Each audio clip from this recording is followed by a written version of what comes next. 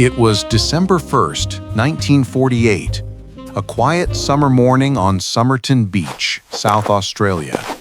But the tranquility was broken by a discovery that would baffle investigators for generations. The body of a man found propped against the seawall, perfectly still. He was impeccably dressed in a suit and tie, his shoes polished, his clothes neatly pressed. There was no struggle, no sign of violence, yet he was dead. The mystery deepened instantly.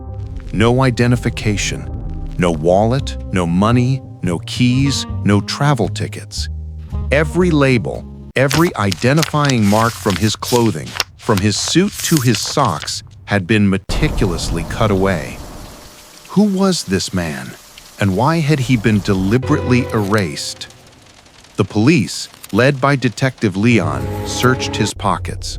They found nothing but bus and train tickets and a packet of cigarettes.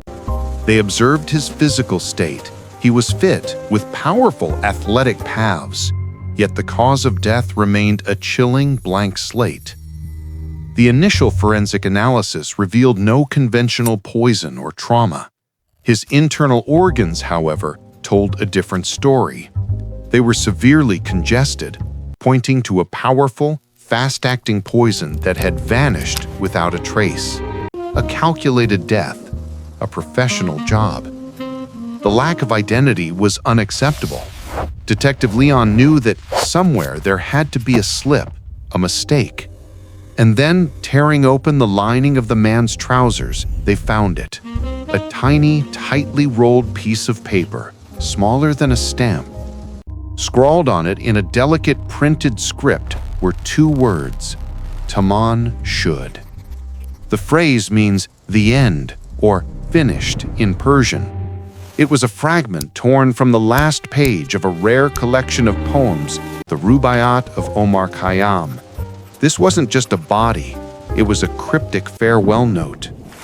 The police launched a frantic search, and weeks later they found the source, a copy of the Rubáiyát tossed into the back seat of an unlocked car miles away.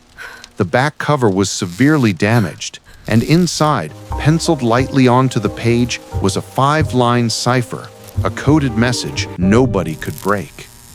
This wasn't just a local crime anymore. This was espionage.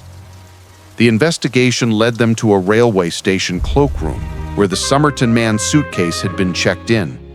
Inside, they found clothes, tools, and a brush. But again, every label was gone.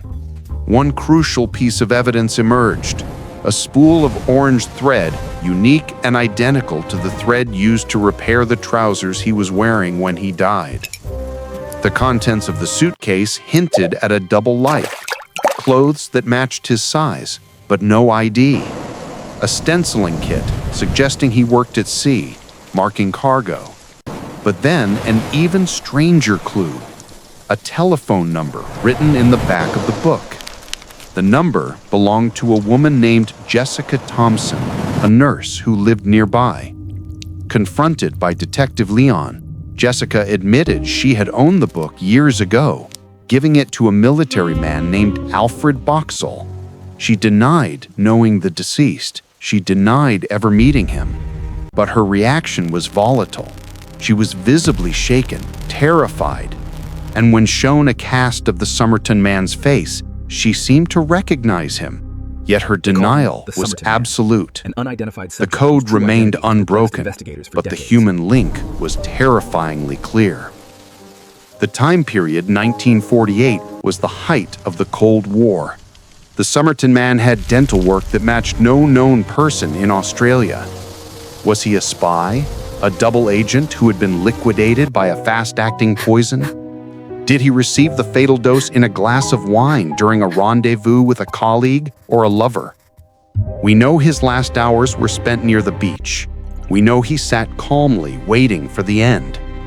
The medical community determined he died between 1:30 and 2 a.m. But the chilling truth remained. The death was calculated, and the man was prepared to take his secrets to the grave.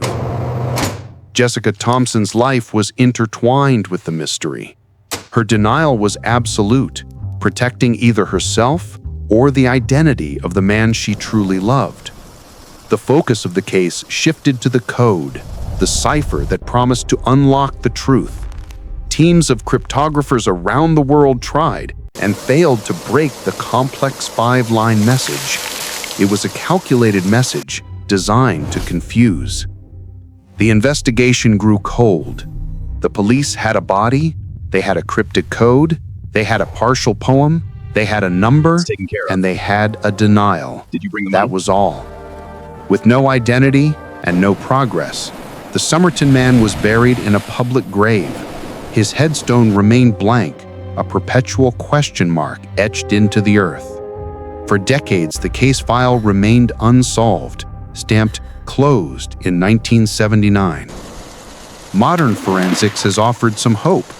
DNA technology has been applied, attempting to extract the identity from the few hairs found in the death mask. Was the Somerton Man an American? Was he an operative?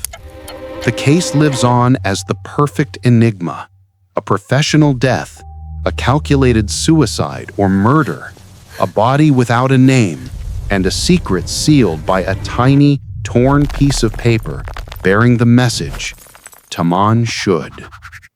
The man vanished, but his secret remains.